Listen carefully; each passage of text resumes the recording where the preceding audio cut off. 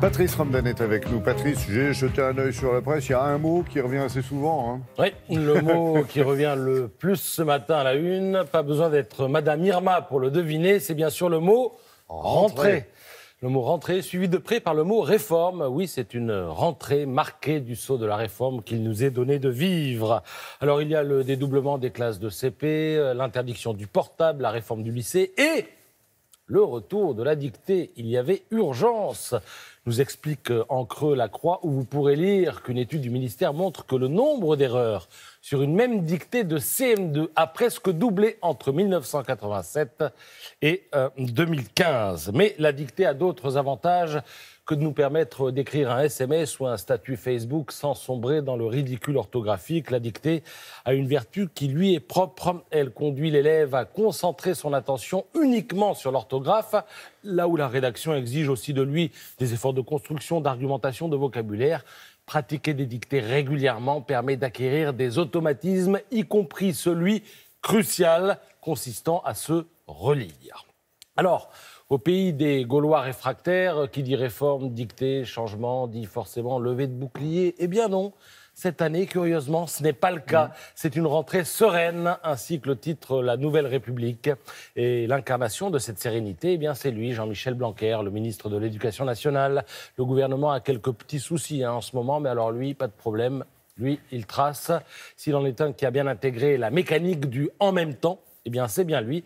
Le ministre de l'Éducation nationale mène ses réformes sans s'attirer les foudres des profs, écrit Paul Quignot dans Libération. Leur syndicat, certes, ralote, mais le ministre déroule son programme avec, dans la main gauche, le dédoublement des classes de CP en zone difficile, dans la main droite, une posture pédagogique conservatrice. Entre louange un jour de la bonne vieille dictée d'antan et éloge le lendemain des neurosciences, eh bien Jean-Michel Blanquer navigue comme un poisson dans l'eau entre l'ancien et le moderne. Fin connaisseur du système, politiquement habile, il tire les bords de sa révolution scolaire, pour l'instant sans dessaler, conclut l'éditorialiste. Mais Libération applaudit mollement le ministre, car Libération se méfie aussi de lui, car le ministre a mis la rentrée sous le signe de l'évaluation. Personne ne trouvera idiot qu'on évalue les résultats d'un système éducatif qui représente le premier budget de l'État, mais derrière cette volonté de bon sens, peut-on lire dans Libé, eh bien, se cache peut-être une vision libérale de l'école qui serait soumise au culte de la performance et de la concurrence. Alors, ce culte, si Libération le soupçonne, l'humanité, lui, le dénonce carrément. C'est un venin, titre le journal communiste, dont l'éditorialiste Paul Masson estime que le gouvernement avance masqué. Elle rappelle, non sans raison, Paul Masson, que Parcoursup est le cache-sexe du tri sélectif et que seuls ceux qui en ont les moyens financiers eh bien, peuvent faire des études supérieures qui leur plaisent en allant, évidemment, dans le privé. Alors, vous allez trouver la transition un peu hardie, mais je l'assume. La concurrence, la performance, mais aussi la nécessité parfois de ne pas choisir les meilleurs, mais plutôt ceux qui se fondent le mieux dans le collectif. Eh bien, il est un homme qui connaît ce sujet parfaitement. Et cet homme fait aussi sa rentrée. Cet homme, c'est Didier Deschamps.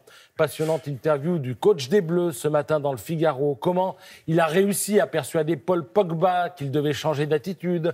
Comment il s'est adapté à une génération qui n'est pas la sienne et lui a donné confiance. Comment il s'invite dans le cerveau des joueurs. Cette interview, c'est un monument de psychologie positive. Comment, au fond, il s'intéresse à l'homme pour en tirer le meilleur. Si ça se trouve, un jour, à Didier Deschamps, on proposera le ministère de l'Éducation nationale.